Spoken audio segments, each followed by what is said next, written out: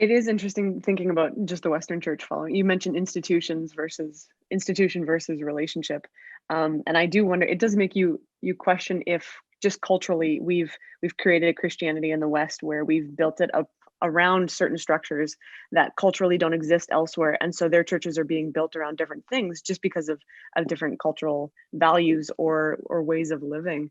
I'm your Aaron, your words made me think of when I was in Nairobi with a Regent course a number of years ago, and the one church that we went to with this course, we were investigating, African theology and context. So we went to Nairobi to learn from them, but we went to this church, Nairobi Chapel, which is huge church in Nairobi, and it's got 7 different sites in the city, but it was so Western. Yeah. It was so Western. And I had to wait till after the course, before a couple other students and I could actually go check out like an indigenous church.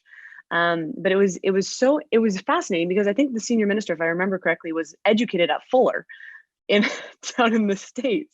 And it was just kind of mind-boggling. But I think we're kind of in the last decade, what we've kind of seen is that it that might be the norm, that might be an anomaly. But what it does seem, it seems that church leaders, in other places are a little nervous about adopting Western practices and ideas, because we don't exactly have anything to show for it anymore, because of the decline in the West, as you were kind of speaking about. So I wonder, can you talk a little bit about that and that dynamic?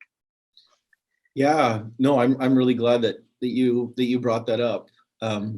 Like here in the US, right, for 20 some years now, every year we have 4 new non-believers for every 1 new Christian. Um, we're at an incredibly opportunistic moment in COVID, right? Everybody's like, I just want normal again. I just want to go back.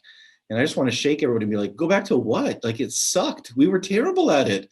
We were going backwards at 4 times the rate we were supposed to be going forward. What, right? Like the definition of stupidity is doing the same thing over and over again and expecting a different result. So why are we so eager for that? And what is it that our comforts like are actually built in? And I think we just had these liturgical practices that were much more behaviorally based.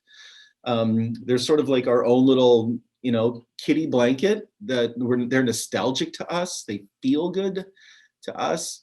But they're not actually life-giving. And they weren't actually born of the Spirit. They're much more born of creaturely comforts that I think that our churches felt more like walls for us than open doors to our community. And as now we look forward to just learning from others. I went back, I'm scanning the commentaries on my shelf, right, that I've picked up over the years, all recommended to me by my fantastic profs at Regent that I loved.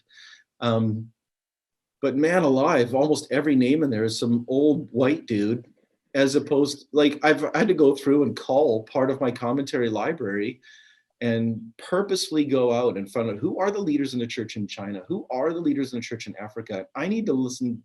I need to be writing sermons in North American context, listening to international church leaders who are doing this in fresh and new ways.